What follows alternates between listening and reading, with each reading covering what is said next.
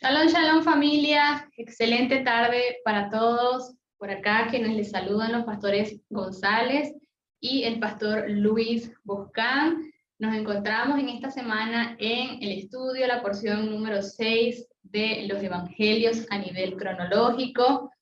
Un saludo a las personas que se van conectando con nosotros por acá por nuestro canal de YouTube. Como siempre, pues invitarles a que puedan visitar, a que puedan suscribirse y seguirnos en nuestras redes sociales, acá en nuestro canal de YouTube. Suscríbete, activa también la campanita para que puedas recibir las notificaciones cada vez que subamos algún video y puedas estar allí al tanto. También pueden seguirnos en nuestra página de Facebook, igual Ministerio Altares de Adoración, ya que por ahí también estamos publicando información, y también por nuestro canal de Telegram con el mismo nombre, ya que por ahí compartimos también material con ustedes. Así que, dicho esto, queremos invitarle a que en este momento, que en esta hora usted pueda tomar su Biblia, usted pueda tomar sus apuntes, porque vamos a estar dando inicio con el estudio de esta semana, número 6. Y hoy específicamente vamos a estar con el libro de Juan, capítulo 4. Vamos a hacer y a mencionar brevemente un previo esquema de esos episodios que vamos a estar mencionando en esta tarde. En Juan 4, entre el verso 1 y el 4, vemos cómo se da esa explicación de la partida de Yeshua hacia Galilea y el objetivo de su paso por Samaria. Luego, entre el verso 5 y el 26, nos habla de la conversación de Yeshua con la mujer samaritana. Entre el 27 y el 38, la conversación de Yeshua ahora con sus discípulos. Y entre el 39 y el 42, el contacto con los hombres de Samaria. Dicho esto, teniendo allí su Biblia, estando todos ubicados en Juan 4, vamos entonces a abrir para dar inicio con la lectura de esta semana y lo que nos enseña la porción de los evangelios. Bien, vemos y comenzamos a leer, comenzamos a desglosar lo que nos enseña la Escritura, lo que nos enseña la Torá. Y estos primeros versículos dice que cuando Yeshua se enteró de que los fariseos habían oído decir, Yeshua hace y bautiza más discípulos que Juan, aunque Yeshua mismo no bautizaba, sino sus discípulos, dejó Judea y se fue de nuevo a Galilea. Acá explicamos lo siguiente. Yeshua pasó algún tiempo en Judea al comienzo de su ministerio, y durante ese tiempo estuvo cerca, estuvo compartiendo con Juan el Inmersor. Ambos se dedicaron entonces a predicar, a enseñar sobre el arrepentimiento, y a los israelitas ver esto también. Lo que se enseña acá también especifica que Yeshua, el Mesías, no bautizaba, sino que lo hacían sus discípulos. Los fariseos, pues obviamente al ver todo esto, y los líderes judíos no estaban nada agradados con la popularidad que había alcanzado Juan, también el Inmersor, entre el pueblo, ya que él enseñaba Torá, ya que él enseñaba la verdad. Pero también él enseñó y anunció también que había de venir uno más grande que él, que estaba a punto de aparecer. Esto lo vemos en Juan 1, 25 al 27, cuando se dice: le preguntaron y dijeron, ¿por qué bautizas si tú no eres el Mesías, ni Elías, ni el profeta? Y Juan respondió, yo bautizo con agua, pero hay uno que ha tomado sitio entre vosotros y que vosotros no conocéis, el que viene después de mí, de quien yo no soy digno de desatar la correa de sus sandalias. ¿De quién estaba hablando acá? Juan estaba hablando de Yeshua, estaba hablando del Mesías. Entonces, estos fariseos no estaban nada agradados con lo que estaba sucediendo. Al ver esto, entonces, Y al ver también ese rápido ascenso de Yeshua, al ver también parte y esa receptividad de la gente hacia el Mesías, evidentemente ellos entonces se sintieron alarmados, se sintieron preocupados y en el fondo de sus corazones sabía que en esa misma medida el ministerio crecía y ellos iban a perder mucha popularidad e influencia, la influencia que tenía en el pueblo. A causa de esto, entonces, Yeshua decide abandonar Judea y no en ese momento no establecer, no entablar tampoco una discusión, sino que él decide también partir hacia Galilea, ya que había un propósito en medio de todo esto. Y es donde en el verso 4 dice que era necesario, o a él, habiendo dejado Judea hacia Galilea, le era necesario pasar por Samaria. Y esta enseñanza de Juan 4 nos deja a nosotros, nos habla de adoración. Acá Yeshua iba hacia un lugar, el Mesías estaba dirigiendo a algún lugar, pero le era necesario pasar por Samaria antes de llegar a ese destino al cual él se iba a dirigir. Y por eso quiero compartirles acá este mapa donde encontramos estos lugares específicos que se nos están mencionando acá en Juan 4. En tiempos de Yeshua, Israel estaba dividida en 3 regiones. Judea se encontraba al sur, Galilea se encontraba al norte y Samaria ocupaba la zona central, tal como podemos observar acá en la presentación. Vemos que, tal como podemos observar acá en la presentación y en este verso, en este mapa que tenemos acá, Judea, podemos ver que está entonces en la parte sur, vemos que en la parte norte tenemos Galilea y Samaria estaba en el centro. Ahora también tenemos otra ubicación acá en el mapa que es Perea, pero ya vamos a ver por qué esta ubicación también la tenemos reflejada acá. Resulta que más adelante vamos a ver que Yeshua establece una conversación con una mujer samaritana, tal cual como se menciona este episodio. Y vemos que aquí mismo la Torá nos enseña que judíos y samaritanos pues no tenían relación entre sí. Y quiero hacer brevemente acá un resumen para poner en contexto y para que usted también pueda apuntar allí y estudiar en casa. Los samaritanos eran una mezcla de judíos con personas de otras nacionalidades. La historia del origen de los samaritanos la podemos encontrar en el segundo libro de Reyes, capítulo 17, entre el verso 24 y el verso 41. Haciendo brevemente un resumen de la explicación que tenemos acá en Segunda de Reyes, vemos que cuando el rey de Asiria conquista el reino del norte, él transporta a la mayoría de los judíos a otras tierras que también eran parte de sus dominios. Y de esta manera él pobló las ciudades samaritanas con gente que trajo también de otros lugares. ¿Qué pasó? Que con el tiempo se produjo una mezcla racial. Y no solo esto, sino que obviamente pues al haber una mezcla racial también se produjo una mezcla religiosa. ¿Por qué? Porque los pueblos, aquellos pueblos que vinieron de otras partes, comenzaron a traer sus dioses, sus prácticas religiosas, sus prácticas idolátricas, y esto provocó que eso sucediera.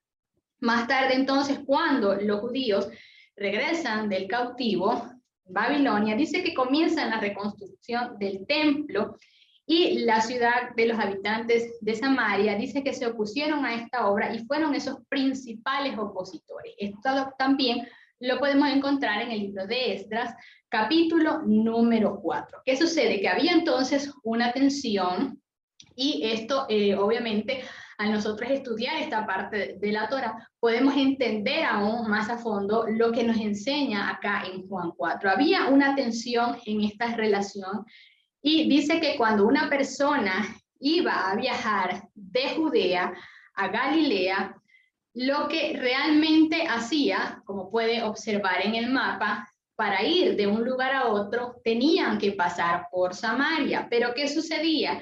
Que para evitar pasar por ese lugar, lo que hacían era que cruzaban el río Jordán, pasando por lo que es ese lugar Perea, que también está allí señalado en el mapa, bordeaban ese lugar hasta llegar a la parte norte, allí cruzaban nuevamente el Jordán hasta llegar a Galilea. Obviamente este no era el camino más corto para ir de un lugar a otro, era un camino mucho más largo, mucho más tedioso, tenían que cruzar 2 veces el Jordán, pero lo hacían para evitar pasar por Samaria y para de esta manera pues no tener ningún tipo de conflictos con los habitantes de ese lugar. Viendo esto, podemos entender y entendemos aún más por qué dice la Escritura que a Yeshua le era necesario pasar por Samaria. Vemos entonces y entendemos el objetivo de pasar por ese lugar. Y seguimos leyendo la Torá.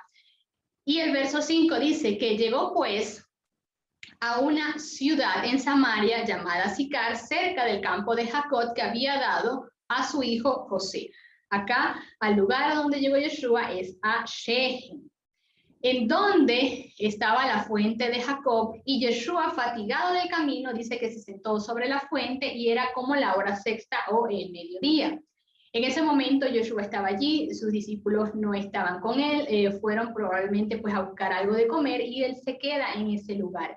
En ese momento llegó una mujer de Samaria a sacar agua y Yeshua le dijo, dame de beber. Pues sus discípulos habían ido a la ciudad para comprar alimentos, tal como les acabo de mencionar. Luego esta mujer samaritana le responde, ¿cómo tú, siendo judío, me pides de beber a mí que soy una mujer samaritana? Porque judíos y samaritanos no comparten. Ya les acabo entonces de explicar brevemente ese conflicto que había, esa tensión que había entre esa relación de judíos y samaritanos. Esta mujer se sorprende, aparte pues que era una mujer y Yeshua se estaba dirigiendo a ella, queda sorprendida y por eso le dice, como tú me vas a pedir a mí, que soy una mujer samaritana, que te dé de beber. A lo que Yeshua le responde, si conocieres el don de Dios y quién es el que te dice, dame de beber, tú le darías y él te dará agua viva. En Jeremías 2:13 dice, porque 2 males ha hecho mi pueblo, me abandonaron a mí fuente de agua viva y cavaron para sí cisternas rotas que no retienen el agua. También en el libro de Revelaciones 22:1 dice, y me mostró un río de agua viva resplandeciente como el cristal que fluye del trono del Eterno y del Cordero. Era el mismo Mesías quien se estaba presentando en este momento ante la mujer samaritana y le comienza a hablar ahora, si conoces el don y quién es el que te está diciendo, dame de beber, tú le darías. Luego el verso 11, ella responde, Señor, ni vasija tienes y el pozo está hondo, ¿de dónde pues tienes el agua viva? En este momento pues había confusión en esta mujer, no estaba entendiendo para nada el contexto de lo que Yeshua le estaba hablando, de lo que el Mesías le estaba planteando, y ella lo primero que dice es, si no tienes ninguna vasija, no tienes nada con que sacar agua del pozo, ¿de qué me estás hablando? ¿Eres tú acaso mayor que nuestro padre Jacob, que nos dio el pozo del cual bebió él, sus hijos y sus ganados? Y Yeshua le responde, todo el que bebe de esta agua física, de esta agua, de este pozo, volverá a tener sed. Pero el que beba del agua que yo le daré, no tendrá sed jamás, sino que el agua que yo le daré, se hará en él una fuente de agua que brota para vida eterna. En Mateo 5:6 dice, benditos los que tienen hambre y sed de justicia, porque ellos serán saciados. Yeshua les estaba hablando, el Mesías les está hablando del agua que proviene de él, del agua de su palabra, del agua que representa también la Torá. Todo aquel que beba de esta agua física, de esta agua, de este pozo, volverá a tener sed. Pero el que beba del agua que representa, el que representa su palabra, que representa su Torá, no volverá a tener sed jamás. Y lo siguiente, el versículo dice que esta mujer le dice, Señor, dame entonces de esta agua para que yo no vuelva a tener sed, ni tenga que venir a sacar. Todavía no estaba 100% ubicada, todavía ella no estaba entendiendo lo que estaba sucediendo. Y comienza entonces el Mesías a hablarle de algo ya más interno de la parte de esta mujer para entonces poder continuar. Luego le dice, ve, llama a tu marido y regresa acá. Y esta mujer responde, no tengo marido. Yeshua le dice, bien dijiste, no tengo marido, porque 5 maridos tuviste y el que ahora tienes no es tu marido. En esto has dicho verdad. ¿Qué está hablando acá? Podemos ver entonces la inclinación que había en la mujer samaritana. Había evidentemente un problema, había tenido 5 maridos, ninguno era suyo y tenía que sanar una área, había pecado en ella, tenía que antes de beber de esa agua, de esa fuente, de esa palabra, de esa Torá, tenía que alinear su corazón, tenía que alinear su vida. El Mesías le está hablando de verdadera adoración, le está hablando de algo que va más allá de esa parte física, de esa parte visual, le está hablando del reino, le está hablando de la palabra, le está hablando de la Torá, pero también la Torá como un espejo, la Torá como en aquello en lo cual nosotros nos reflejamos, en la cual nosotros vemos qué tenemos que corregir, qué tenemos que alinear.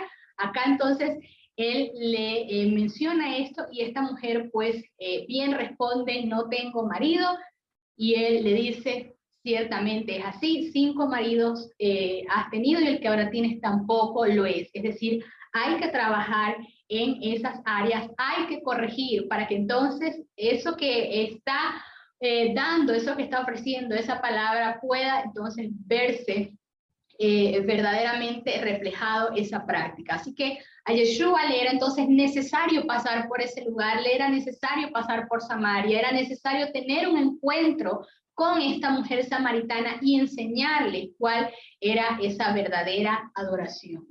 Así es.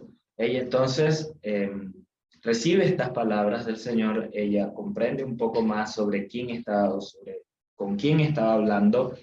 Sin embargo, Yeshua tenía que decirle unas cosas más. Pero vemos acá cuando él se refiere a esa fuente de agua viva, vamos a ver cómo en los siguientes versículos se refiere a la adoración, a la relación con el Padre, pero también implica, y lo podemos identificar allí, un nuevo nacimiento sobre ella, que a través de aquel que es el pozo de Jacob, así como se levantó en el último gran día de la fiesta, lo vamos a ver después, y dice, el que tenga sed, venga a mí, beba, o sea que y de su interior correrán ríos de agua viva. Eso implica ese nuevo nacimiento, esa nueva vida que iba a venir sobre esa persona al beber del agua de fuente de vida, que es el eterno Dios, que en este momento era Yeshua, representando así el reino y la salvación sobre Israel. Y esto me refiero a estas 10 tribus esparcidas, a este reino del norte, Efraín, esparcidos sobre las naciones y que se habían mezclado en la región de Samaria, ya como lo acaba de explicar mi esposa, y Yeshua iba a venir ahora para, y lo dijo así, para buscar a las ovejas perdidas de la casa de Israel, que entre esos más identificados eran los samaritanos.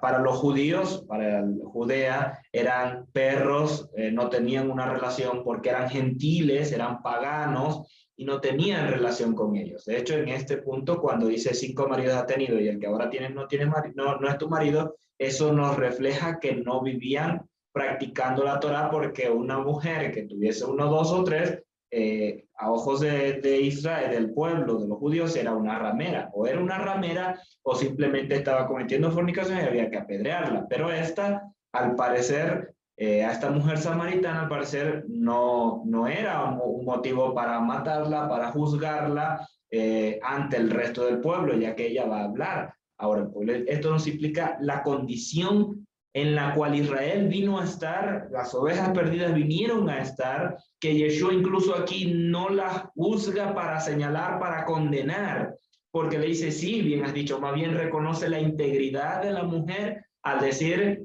no, el que tienes ahora tampoco es tu marido. No la juzgó, no la avergonzó, ni nos dejó escrito esto para que nosotros la juzgáramos y la señaláramos, sino reconozcamos la condición en la que como pueblo nosotros debemos identificarnos, en el cual vinimos a estar, en la cual vinimos a estar, y que aún así Yeshua nos habla de que a través de él podemos ser esa fuente de agua viva, podemos convertirnos en esa fuente de agua viva que saltan para vida eterna y recibir de él esa salvación, esa conexión con el eterno Dios, para entonces ser esos adoradores. Que viene y dice, en el siguiente versículo le dice a la mujer, Señor, estoy viendo que tú eres profeta, porque la mujer reconoce que le había dicho acerca de estos hombres que obviamente por ser judío no vivía en la ciudad, no vivía en el pueblo, no la conocía, entonces no podía saberlo de ninguna otra manera. Eres profeta, nuestros padres adoraron en este monte y vosotros decís que en Jerusalén está el lugar donde se debe adorar. Aquí ella entiende que se está refiriendo a esa relación con el Padre, a la conexión con el Eterno para adoración, para rendir adoración a Él. Y Yeshua le dice, mujer, créeme que viene una hora, y ahora es cuando ni en este monte ni en Jerusalén adoraréis al Padre. Viene una hora, perdón, cuando ni en este monte ni en Jerusalén adoraréis al Padre. ¿Por qué razón viene esto? Yeshua lo enseñó, lo profetizó, lo vamos a ver más adelante, pero esto tiene que ver con la también diáspora que vino sobre Jerusalén luego de la invasión romana. Vosotros adoráis lo que no sabéis, y esto lo dice por la idolatría que había en ellos y que no tenían esa relación con el Padre, habían perdido la Torá, se habían desviado de los mandamientos, y muchos rendían, o en general en el pueblo, eran paganos, bien, rendían culto a otras deidades. Nosotros adoramos lo que sabemos, porque la salvación viene de los judíos. Ahora, Yeshua dice, nosotros adoramos lo que sabemos porque conocen al Padre Eterno, porque tienen relación con Él, porque tienen una intimidad con Él. Y la salvación viene de los judíos, pero aquí no tiene que ver con que a través de cualquier judío iba a ser salvo un samaritano, sino era a través de Yeshua, el que representaba a los judíos, el que representaba al eterno Dios, y estaba pasando por allí y le era necesario pasar por allí para abrir la puerta a esos gentiles, para abrir la puerta a esas tribus de Israel, a esos samaritanos, que eran mezcla de Efraín con otras naciones, más específicamente con Asiria, pero esos eran los que tenían que rescatar, que salvar, que restaurar. Vosotros adorás a deidades, a dioses de palo, a figuras de palo, de piedra, pero nosotros adoramos al que es verdadero, le dice Yeshua, refiriéndose al eterno Dios. Entonces dice, Dios es espíritu y los que le adoran deben adorar en espíritu y en verdad.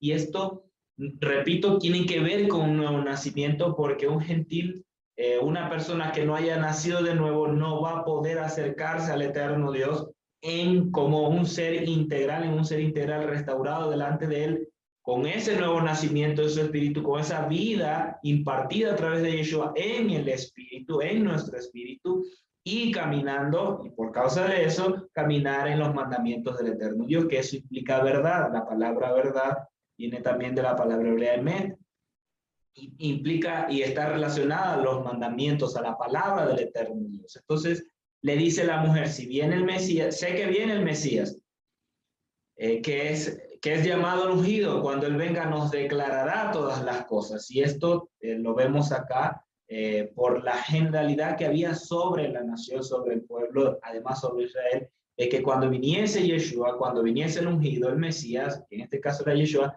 iba a traer al máximo la Torá, iba a dar la correcta interpretación a la Torá, iba a enseñar el espíritu de la palabra sobre el pueblo, para que así se caminaran, así vivieran. Y esto lo vemos reflejado aún en esta que había tenido 5 maridos, que el que tenía ahora tampoco es, y que al parecer adoraba a otras deidades, ¿bien? Porque Yeshua le dice, ustedes adoran lo que no conocen. como también nos dice en Hechos 17, cuando Pablo pasaba por una ciudad griega, él dice que vi en un templo, en uno de los templos que ustedes tienen, al Dios no conocido. Eso implica, por eso les menciono, la adoración a otras deidades. Bien, entonces, el Señor le dice en espíritu y en verdad, para que de esa forma tuviesen ese encuentro íntimo con el eterno Dios, esa relación íntima con él, y aún la mujer había hablado del Mesías y de aquel que los iba a llevar, el que les iba a declarar todas las cosas. Yeshua le dice, yo soy el que habla contigo. Y aquí vemos cómo él se da a conocer como el Mesías a samaritanos, a judíos, a gentiles, a Efraín entre las naciones, pero no se dio a conocer a los judíos como tal. Bien, él no dijo abiertamente, yo soy el Mesías. No les dijo a ellos, y este capítulo es sumamente importante en relación a la restauración de Israel, a la restauración de Efraín sobre la tierra, y esto está fuera del contexto que la religión, que el cristianismo se introdujo con argumentos sobre el pueblo del eterno Dios para decir, nosotros somos gentiles, nosotros somos una iglesia gentil, nosotros somos el Israel espiritual y muchos argumentos más. Cuando no es así, Yeshua se reveló a estos gentiles que eran de Efraín para darse a conocer como el Mesías y abrir la puerta que puedan tener esa intimidad con el Eterno, a que ellos también fuesen fuentes de vida eterna, a que la salvación viniese sobre ellos para que adoraran al Eterno Dios en todo lugar donde estuviese, porque ya no iba a ser ni en ese monte ni en Jerusalén, en espíritu y en verdad, es decir, en esa relación íntima con el Eterno y caminando en sus mandamientos. Y lo vemos acá claramente la obra del Mesías de buscar las ovejas perdidas. Yo soy el que habla contigo, yo soy el Mesías. En esto llegaron entonces sus discípulos, se extrañaban de que hablara con una mujer, sin embargo nadie dijo que buscas o que hablas con ella, porque samaritanos y judíos no se tratan entre sí, y mucho menos por las imposiciones que habían sobre el pueblo de no tener contacto con una mujer, de no hablar con una mujer fuera de que tuviese otro hombre allí presente, y muchos otros argumentos más. Bien, entonces luego le dice, entonces la mujer dejó su cántaro y fue a la ciudad y le dice a los hombres, venid, ve a un hombre que me dijo todo lo que hice, ¿no será este el ungido? ¿No será este el Mesías? Y nuevamente lo vemos acá, era conocido en la ciudad quién era la mujer, ellos sabían que había tenido 5 maridos, que ahora tenía a lo mejor tampoco era, perdón, sino que ellos también lo conocían, es lo que quise decir, y no le señalan, no le juzgan, no la apedrean, sino que ella ahora, como esa enviada por el Mesías, con esa unción evangelística, por decirlo de esta manera, fue a anunciar acerca de él como el ungido, y esto revelado directamente sobre ellos, cosa que no sucedió directamente con los judíos en aquel tiempo, para hablar de esa forma abiertamente del Mesías. Y salieron de la ciudad y fueron a él, entre tanto los discípulos le rogaron diciendo, Rabí, come, pero él dijo, yo tengo una comida para comer que vosotros no sabéis. ¿A qué comida se estaba refiriendo? Era esta voluntad del eterno Dios, era esta hacer la voluntad, pero también las cosas que tenían que cumplir y por los padecimientos que también iba a él atravesar, iba a sufrir. Bien, se decían los discípulos unos a otros, le habrá traído a alguien de comer, ellos no entendían nada, pero Yeshua le dice, mi comida es que yo haga la voluntad de que me envió y termine su obra. Mi comida es que yo haga la voluntad del que me envió y termine su obra. Y así Yeshua lo hizo desde que se está empezando, o desde que se da a empezar a conocer para dar las señales como el Hijo del Eterno Dios. No decís vosotros, aún faltan 4 meses y viene la siega, y esto relacionado a su trabajo, a su obra, a su encomienda.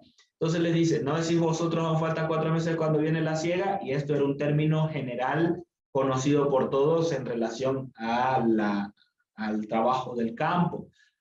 He aquí os digo, alzad vuestros ojos y contemplad los campos porque están blancos para la siega.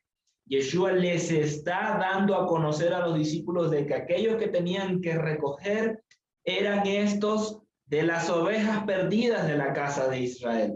El pueblo no era ignorante de esto, solo que por ser mezclados, por tener ellos mezclas, ahora sus ojos eran gentiles. Sin embargo, ellos reconocían que eran de Israel mezclados con estos asirios y otras naciones. Y aquí yo les digo, aquí están los campos. Así como ustedes anuncian de que se acerca la siega con este tiempo, así en este tiempo se ha acercado y aquí para los que van a cosechar. Ya el que ciega recibe su salario y recoge su fruto para vida eterna. Y aquí también se ha malinterpretado. No tiene que ver con que ellos que van a recoger a los samaritanos para que tengan vida eterna y llevarlos a una iglesia, a un templo, a una congregación y que se queden allí. No tiene que ver con eso, sino que el que ciega recibe su salario, es decir, va a recibir recompensa del Padre, va a recibir provisión del Eterno, como paga de su obra. Bien, y esto no por exigencia nuestra como discípulos del Mesías, sino por ese mérito del Eterno, esa misericordia, gracia del Padre por tener cuidado nuestro. Y cumpliendo así toda justicia, porque el que trabaja es merecedor de un salario. Entonces esto es justo delante del Eterno. Además de que recoge fruto para vida eterna, y esto es personal y esto es propio de ese mismo segador. Va a recibir en el tiempo del cumplimiento, cuando Yeshua aparezca, esos galardones del Padre que son para vida eterna, para nosotros. Porque aquellos que van a ser cegados, aquellos que van a ser recogidos, aquellos de Efraín, que nosotros tenemos que anunciarles, son del eterno Dios, le pertenecen a él, no nos pertenecen a nosotros. Por lo tanto, ellos no son los frutos que nosotros vamos a hacer. Bien, ellos son los que pertenecen al Eterno. Los frutos que recibimos nosotros son para vida eterna, son esos galardones. Y en este tiempo, esa recompensa del Eterno, ese pago, esa provisión que Él nos entrega para nuestro mantenimiento y también para desechar o continuar en la obra. Bien, para el que ciega, para el que siembra se alegra juntamente con el que ciega. Porque en esto es verdadero el dicho, uno es el que siembra y otro el que ciega. Y esto lo hemos visto y esto lo dice Yeshua porque desde los profetas él está anunciando acerca de esta restauración y de esta siega sobre Israel, sobre las 10 tribus, sobre estos samaritanos que eran mezcla. Él les está dando a conocer y explicando acerca de esto. Yo envié a cegar lo que vosotros no habéis labrado, sino que aquellos profetas labraron, trabajaron, anunciaron las palabras proféticas de restauración, de salvación sobre Efraín, de unión de las dos casas. Es lo que está hablando Yeshua. Otros han labrado y vosotros habéis entrado en su labor, para continuar con este proceso de unión, de restauración, de convertirse en ese puente con las ovejas perdidas sobre los confines de la tierra y traerlos a la fuente de vida eterna, al eterno Dios, y que también alcancen esa salvación. Ustedes van a recibir su salario, su recompensa y sus frutos para vida eterna. El Señor lo dijo claramente a los discípulos. Pedro les dijo, Señor, pero nosotros hemos dejado todo lo que recibiremos. Ustedes se van a sentar conmigo y van a juzgar a las 12 tribus de Israel y van a recibir 100 veces más en esta vida y en la venidera por causa de seguirlo a Él. Y está clarísimo cuando Yeshua nos deja esa instrucción y nos habla en este capítulo. Sin embargo, nos quedamos hasta acá. Vamos a continuar ahora con el pastor Luis, porque aún tiene mucho que ver en lo que estamos hablando. Luego de todos estos acontecimientos que hemos estado observando, que he estado enseñando a los pastores González, luego de que Yeshua les explica a los discípulos en relación a que su comida es que se haga la voluntad del Eterno y que es tiempo de trabajar, dice la Escritura en el 39, y de aquella ciudad muchos de los samaritanos creyeron en él a causa de la palabra de la mujer que da testimonio, diciendo, me dijo todo lo que hizo. Imagínate tú, el hambre fíjate que muchas veces nosotros los seres humanos, como en el caso, por ejemplo, de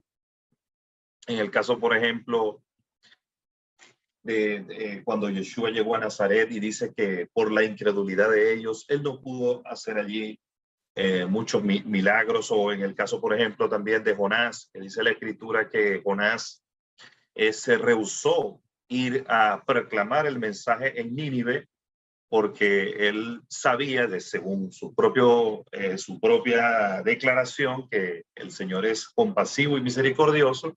Es decir, él quería que Dios fulminara la ciudad, porque la ciudad de Nínive era la capital del imperio asirio. El imperio asirio, al igual que el imperio sirio, habían realizado incursiones y habían cometido atrocidades en Israel, en la casa, sobre todo en la casa del norte. Y también, por supuesto, atacó la casa del norte y atacó la casa del sur. Pero fíjate que la visión del Señor no es igual a la visión de nosotros los hombres.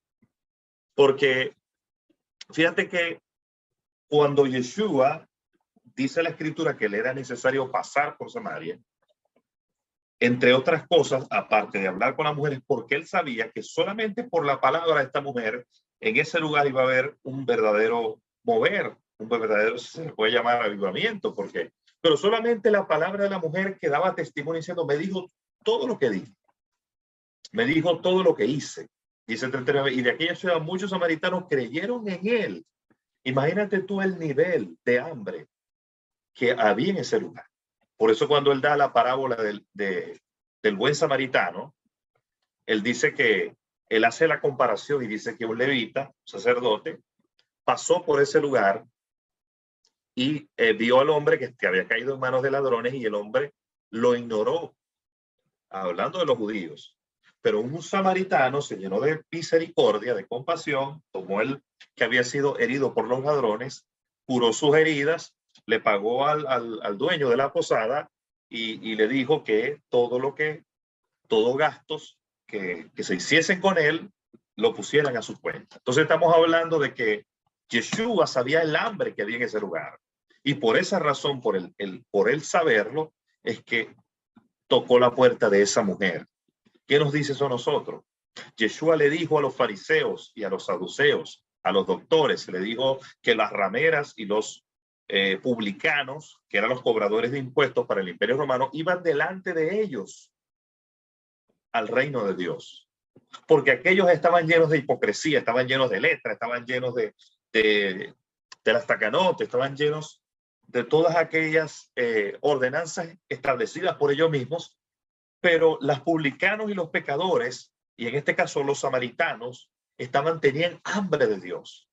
Entonces muchas veces eso nos enseña a ti y a mí que es bueno aprender, es bueno estar en una escuela, pero hay gente que tiene hambre y sed de Dios, y tiene sobre todo humildad, y tiene sensibilidad para creer a Dios, para estar sensibles a la voz del Espíritu, y eso permite que Dios pueda obrar en ellos. Que hay gente también que tiene mucho estudio, tiene mucha palabra, pero como los fariseos no entiende, Dios les pasa por delante, el Eterno se está revelando aún en ese momento de manera, la imagen, Yeshua es la imagen visible del Dios invisible, y ellos no lo pueden notar, los fariseos no lo pueden notar.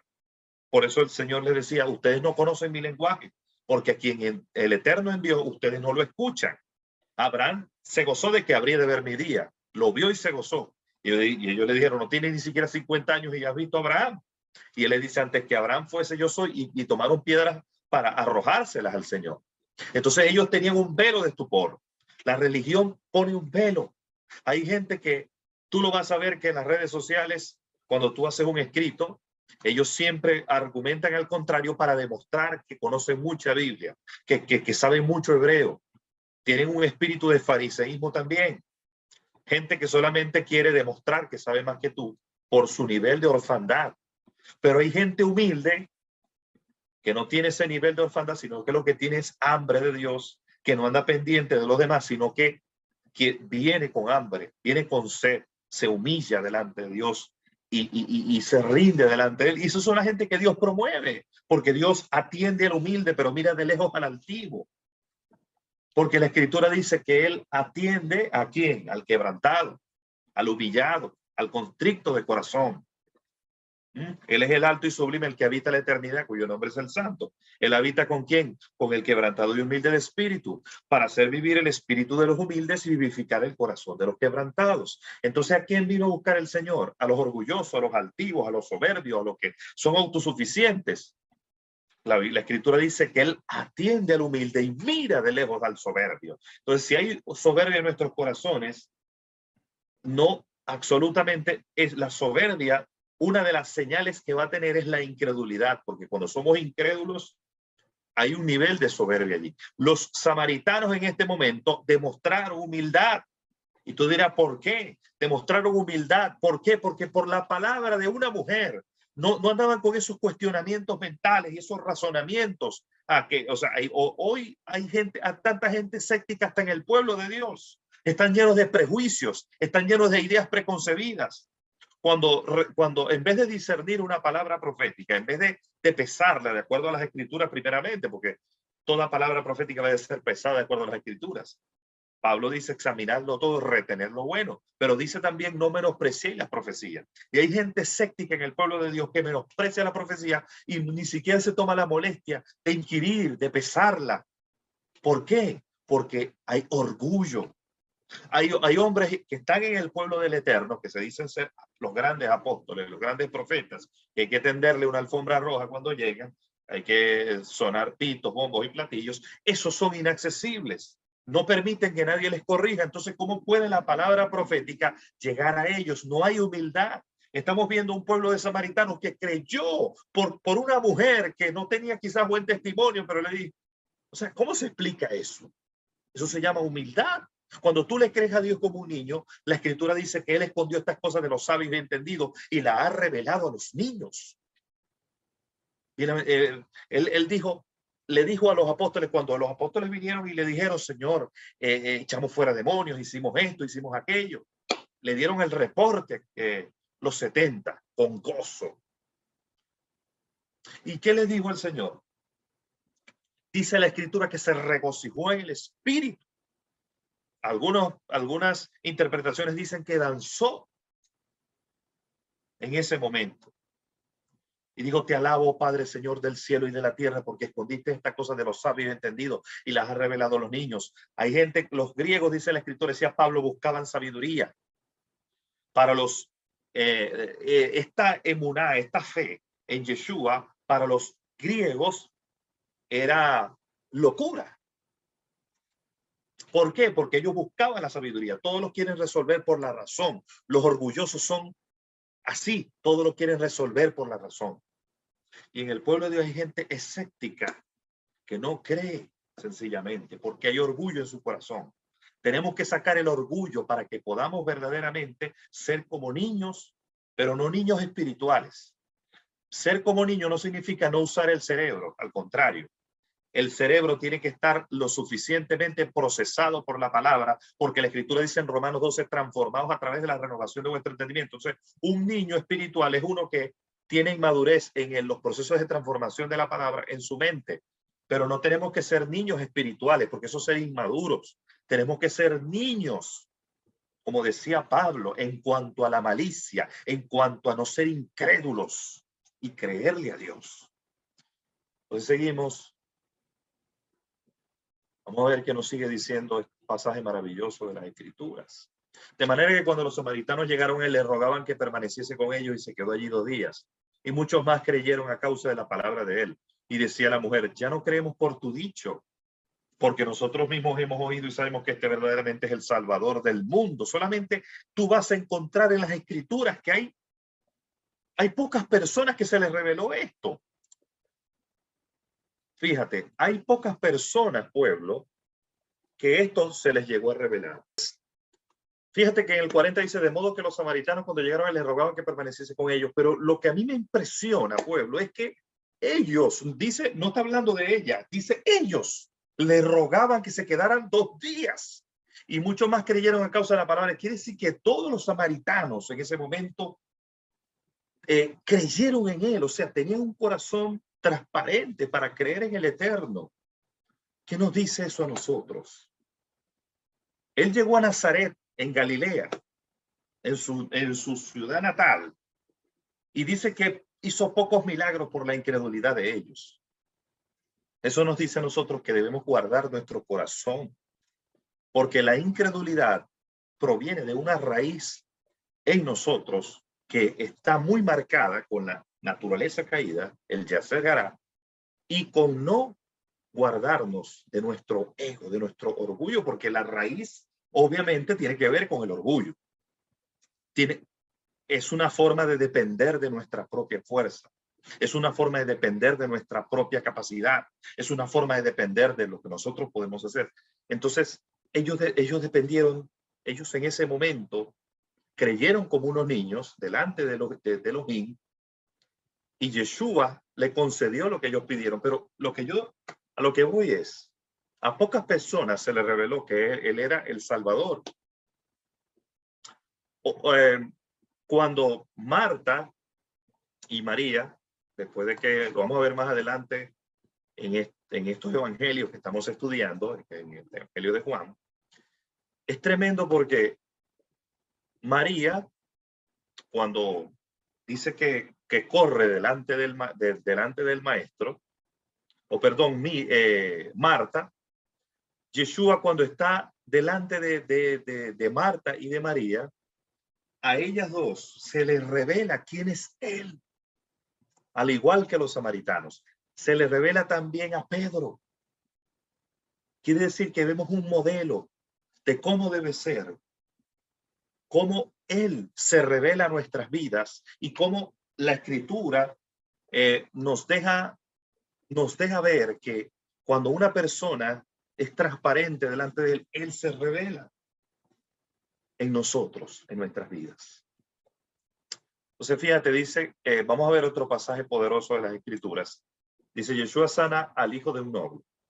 Después de los 2 días, salió de allí hacia Galilea. O sea, ya salió de, como está explicando la pastora Leymar, le era necesario pasar por Samaria porque tenía que atravesar esa región desde Judea hasta Galilea, donde estaba Capernaum, donde estaba esa región, estaban las ciudades marítimas del mar de Galilea.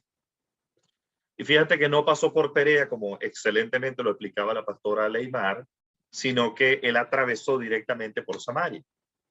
Pero fíjate que después de 2 días que sale de Samaria, salió de allí hacia Galilea, porque Yeshua mismo testificó que un profeta no tiene estima en su propia patria.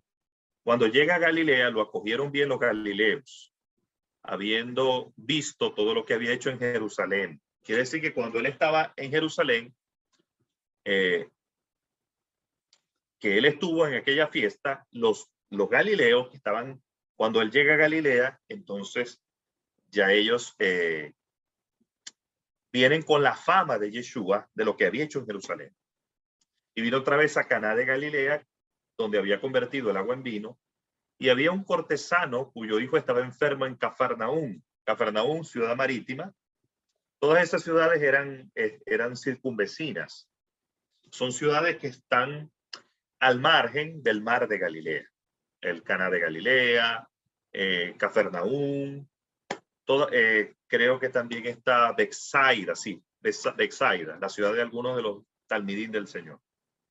Este oyó que Yeshua llegaba de Judea a Galilea, y fue a él, y le rogaba que bajara y sanara a su hijo, pues estaba a punto de morir. Yeshua le dijo,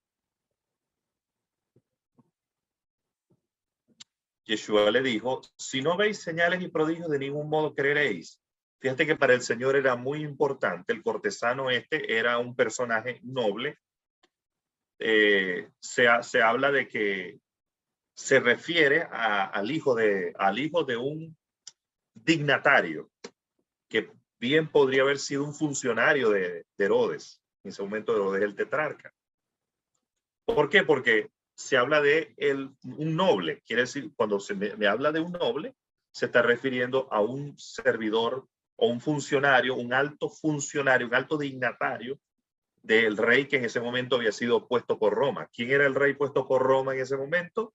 Herodes. porque el funcionario que estaba en ese momento en Judea, el procurador, era Poncio Pilato.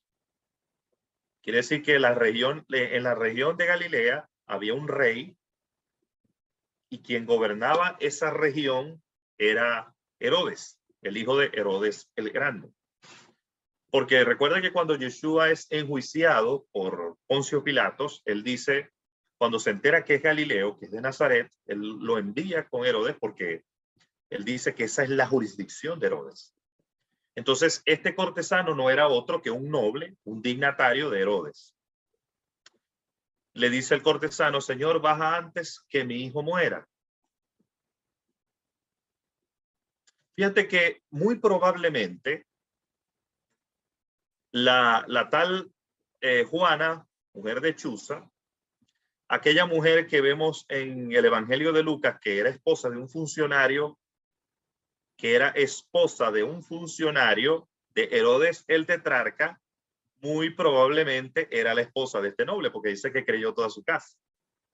Entonces esta Juana, que vemos después en el Evangelio de Lucas, que se dice que es esposa de un funcionario del rey Herodes, muy probablemente es la esposa de este noble, porque creyó toda su casa. Yeshua le dijo, ve, tu hijo vive. Y el hombre creyó a la palabra que le dijo Yeshua y se puso a caminar. Y cuando ya bajaba, sus siervos le salieron al encuentro diciendo, tu niño vive. Esto el Señor lo hizo varias veces. Le preguntó pues la hora en que había comenzado a estar mejor y le dijeron, ayer a la hora 7ª le dejó la fiebre. Es decir, fue una enfermedad muy parecida a la de la suegra de Pedro. La suegra de Pedro dice que tenía una enfermedad, una fiebre alta. Yeshua reprendió la fiebre y la fiebre le dejó. Aquí estamos viendo, claro, la fiebre es un mecanismo de defensa del organismo que se ve en muchas enfermedades. No necesariamente era una gripecita podría haber sido una enfermedad grave que se manifestó en una fiebre. Entonces el padre entendió que aquella era la hora en que Yeshua le había dicho, tu hijo vive, y creyó él y toda su casa. Entonces, esta segunda señal hizo nuevamente Yeshua después de ir de Judea a Galilea. Bien, entonces ahí culmina esta porción del día de hoy. Fíjate que hay algo tremendo y extraordinario, es que Gálatas 6:6 dice, y el que es enseñado en la palabra comparta todas las cosas buenas con el que enseña. Nosotros, gracias a Dios, el Padre nos ha enseñado, aunque no somos perfectos, pero el Padre nos ha enseñado a depender de Él. Y creemos verdaderamente que cuando usted, por el hecho de dar, de bendecir al Eterno, de bendecir su obra, no tanto porque yo o los pastores González sean la buena tierra es Yeshua, la buena tierra es Él. Cuando usted dispone su corazón, no porque desde acá se le esté manipulando, sino porque un principio de la palabra, un principio bíblico, usted le da Él por amor. Lo que usted haya puesto en su corazón voluntariamente, la Escritura dice que el que abundantemente siembra, abundantemente cosechará. Entonces, si usted lo coloca en su corazón voluntariamente, ahí tenemos una información financiera que usted ve en el extremo derecho de la diapositiva, donde se nos dan los datos a través de los cuales usted puede bendecir esta obra, usted puede bendecir este ministerio.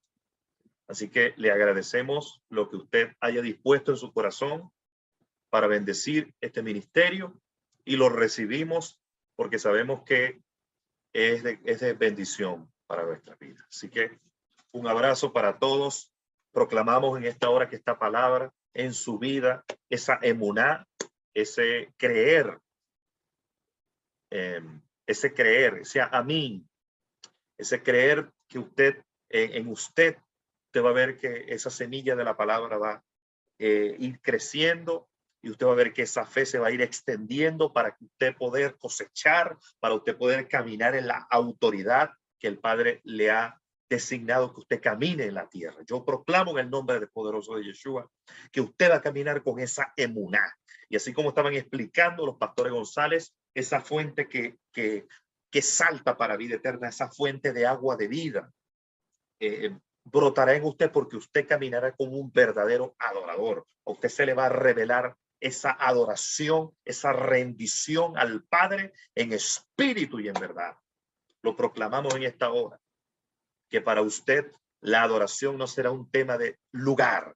Para usted la adoración no será un tema de lugar, sino un tema de corazón, un tema de que su vida será un altar al Dios eterno. Donde usted vaya, usted esté en su trabajo, usted esté donde esté, en la oficina, en donde quiera que usted esté, será un altar viviente en movimiento, será un culto viviente. Usted manifestará el reino.